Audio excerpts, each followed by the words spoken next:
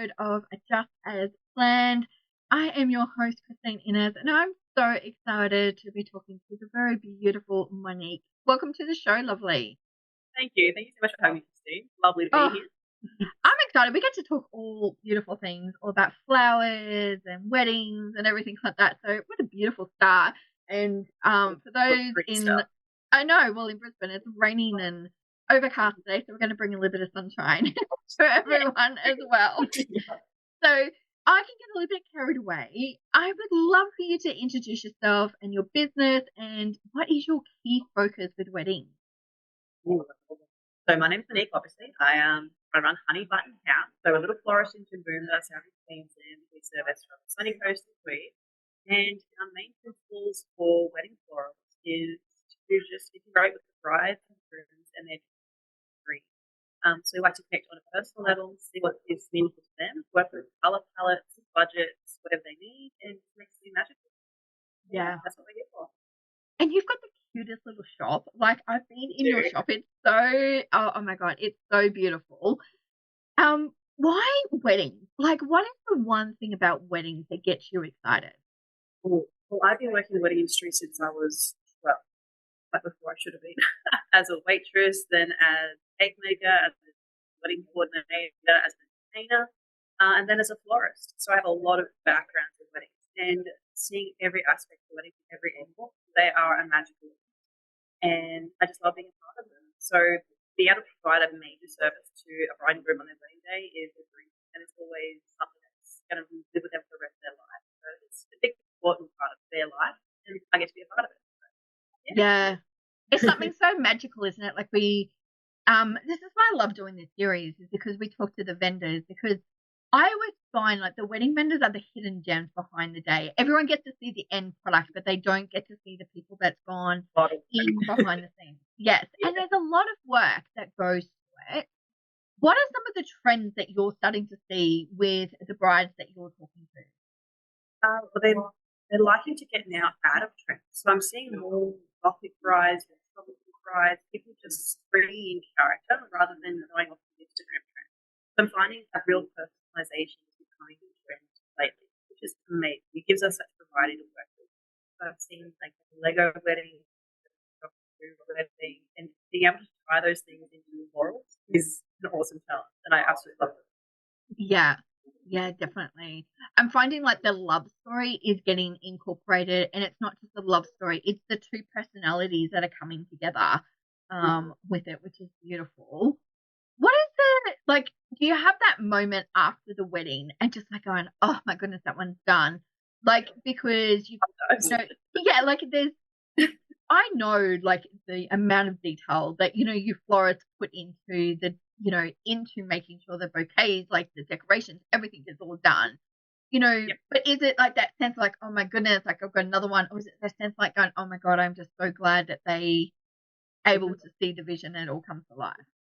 So being part of weddings for so long, there's always a different moment for each industry where they have that binding moment. As a wedding coordinator, as soon as you got the bride down the aisle, like she's down the aisle, that's the hardest. We're done. We're taken care of. As a florist, though, it's pretty much like a couple of months. We want to see those. We want to see the reviews. We want to make sure they're happy weeks after they finish their wedding. So that part is a little bit of a delay. But other than that, I guess it's when you actually get to deliver the bride bouquet to her and get to see her face light up. That part is when we often get tears. I'm like, oh, stop crying, you're ruining your makeup. Yeah. But yeah, that's the two main points. It's like the big points. Yeah. I'm a big believer that, couples when they're planning, because, you need to choose the right vendors that are going to see your vision, but also match your personality, match, the whole day, the aesthetics of it all. Is there questions that when people are working with florists that they should be asking as well? Because I think this is one key detail that's missed. Being the one detail, I'm not 100% sure, but there is a lot of different questions that they should be asking. For example, minimum budgets, they have a minimum spend, time frames, if they are working with specific florals with colours or topics, or even if they're working with sustainability aspects. So that is becoming a huge part of our industry now, is they're being sustainable with the features. So less floral foams, less plastics, more grown, which a lot more work than sort of someone roles. So having florists that are passionate about those aspects will help them make more sustainable choices, especially choosing vendors. Yeah, absolutely. I think they're great questions to ask because I think a lot of times people will go, "Oh, I've got like obviously a timeline that they're working with. How long should they, be then talking to a florist? Is it 12 months out, 18 months, 6 months? What's your desired timeline?" Well, preferably no more than 2 years because you'll end up getting a difference in budget because flowers go up in price. So if you get a quote, say 3 years out, what you're realistically getting then today is far less because they might have quoted you 3 years ago or they might have had to predict what those flowers would be in 3 years' time. So they've either upped their prices in that first quote or they've underquoted and you might get something subpar. So about 2 years would be my suggestion, but I've also done weddings day of, especially during COVID. That was a lot. People having their weddings for the next day, going, I need flowers, and they're freaking out. So last minute does work, but obviously you get less choices. But maximum 2 years out, the sweet spot, I think, is about 6 months. Yeah, yeah, perfect. What about floral care on the day of? Is there any particular tip that you would give to people? So every flower is taken care of differently. For example, you might have to cut some on end, cut some straight, cut some, burn some. There is a lot of different flowers, and that's why we're the experts at it. So when we hand off our bouquets, or even beforehand, we provide those particular instructions to brides and grooms. We also try to make that as minimal as possible. That's why we do last minute handovers, day of deliveries, rarely take a call 2 days before because we want to have that responsibility to take care of those flowers so the bride and groom don't have that stress. Yeah. Because, I mean, obviously, climate plays such a huge factor, um, in here. And I'm seeing a lot of brides going, "Oh, I want this particular flower." Is there a limit of, like, if for expectations or? To a point, being in Queensland, we obviously have the issue of heat. But I find like the general one is hydrangea. That is the one that's going to be the most unpredictable. But if we're sourcing the right flowers at the time and treating them carefully ourselves, the rising grooms shouldn't have to have so much stress about that. Maybe if they had it up in the arbor in the sun for a couple of hours and the venue was moving down and transferring it where it needs to go, then that is an issue. But when we handle the flowers, it's generally that's it, and they shouldn't try and pull what they need to do. We do all the free care. Yeah, amazing, amazing. Because I think a lot of people don't realize the time lead up to caring for the flowers. Do you know what I mean? It's not like you've made the flower like them on the day. There's a huge lead up time with it. So, for example, there might be a bouquet with 6 or 7 different flowers. Each one of those flowers then might have a different time frame. So we might have a particular rose that needs to be ordered in a week before so that it sets at a certain temperature and opens at a certain time. Then we might have the hydrangea that is the day before, and that has to be prepped and cut and dumped in submerged water and then brought out the day before. Yeah. But each flower in that bouquet has a different treatment. But essentially, the bride and groom, they get their end result and they're doing it. Yeah, absolutely. Is there something that still like really excites you about weddings? Yeah, definitely. Anything different, anything new. So I really wanted to do. I've got a evening wedding coming up, so it's the night time, and it's not so much about the color of everything; it's the textures. So because there's such low lighting, we have to do all these wild different textures to catch that light in such a particular way. So it's a completely different way of thinking about how to arrange a bouquet. So that's going to be really exciting. Otherwise, we have new themes coming up. There's been dance from that as well, where the florals have to actually move in quite a vigorous motion. So we're structuring this bouquet to actually flow, but also be very versatile and strong. So it's actually part of the dance. Wild. That is amazing. Oh my goodness. Oh wow. Yeah. So you never know what we're going to find. No, absolutely. And I think that's the most exciting part is that, I mean, I've been involved in the wedding industry for quite a long time. And, it was very cookie cutter, but now it really is starting to be that personalized and, bringing it all together. If brides are watching this right now. And where would you suggest that they go and source like their inspiration? Is it like Pinterest? Is it magazines? Or is it sometimes just touching and feeling the flowers? A bit of everything. So if they just start either Pinterest, Instagram, get those base focus down, see what they want as the overall inspiration, and then refine it to suit them.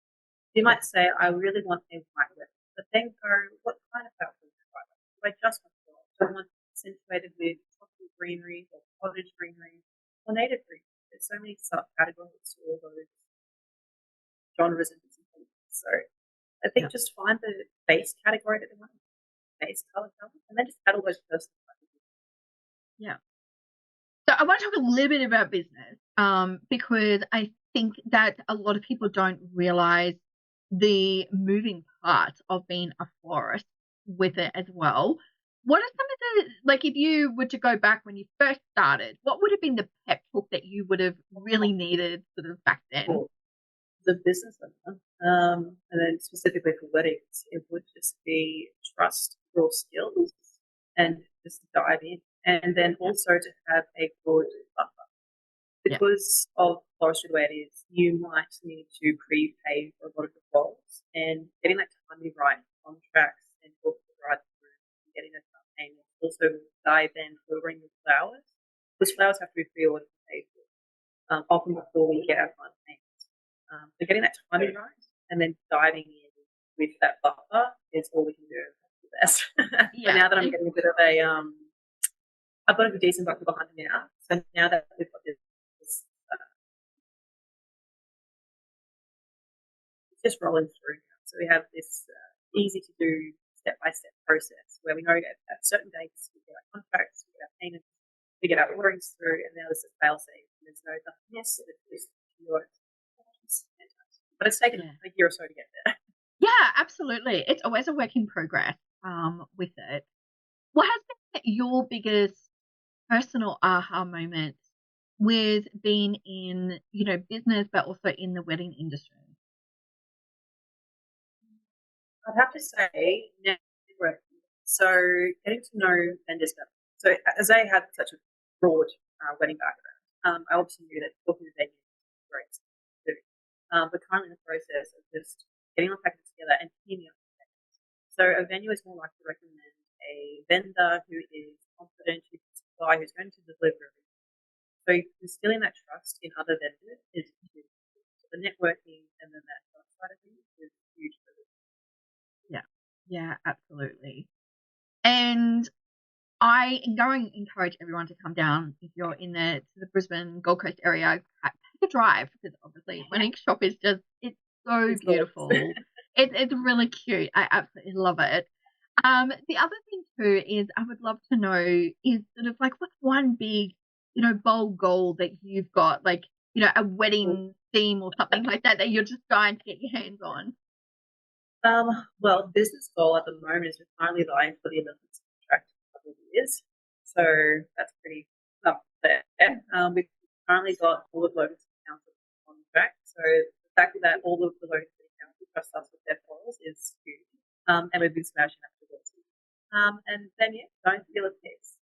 On a wedding goal, though, I really love to do that nighttime ceremony. I'm so looking forward to that. And the dancing. And then stepping back a little bit and training my team up more and more and getting them to do more weddings and collaborate. So that is a big goal for us. Yeah, absolutely. I'm excited. I'll have to have a sneak peek at those photos, please, for the nighttime one. I think they just definitely. I can't wait. Yeah, that's going to be amazing. Absolutely amazing. Well, Monique, you are amazing. You are an incredibly talented florist, and I would highly recommend you. We're going to pop all the details of how people can reach out to you, but just so people can get to know you on a personal level, I would love to know, do you have a favorite motivational quote that you use? Ooh. It's not like that. Favorite motivation.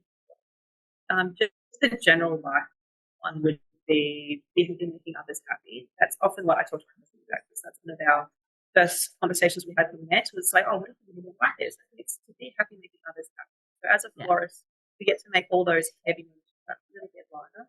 And it does bring such a relief community in that way. As a personal motto, never give up. Just keep striving. So yeah, keep Yeah. never give up. Yeah, I love that. I love it. Who do you have a book, like, or has there been a book or a resource that you would recommend somebody to read? Yeah, based on floristry, not so much. But a book to read.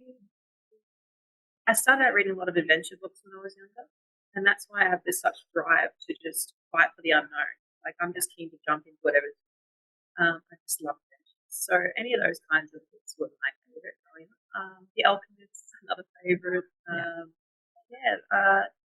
adventure books I read was probably when I was younger. John Flanagan's. He's just passed away, but he was a fantastic author. Any of those kinds of ones.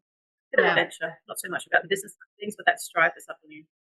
Yeah, absolutely. Well, the adventure books anyway. I mean, business is an adventure anyway, so Definitely, it definitely ties in. yeah, absolutely. Is there somebody who you really admire, either in business or in floristry, that we should be following? I really love the advice Carissa Hill gives. She's a hairdresser, so she had heaps of different talents, and now she's a social media influencer and helps people grow their businesses. So Carissa Hill's advice is fantastic. I love her. She's amazing. I actually got to meet her a couple of years ago. She is incredible. She's actually local to the area, so yeah. Yes, and everything pink. So you can't miss her stuff. Like everything is pink. So yeah. Who would you recommend that we should also have on the podcast? Ooh, that's a great question.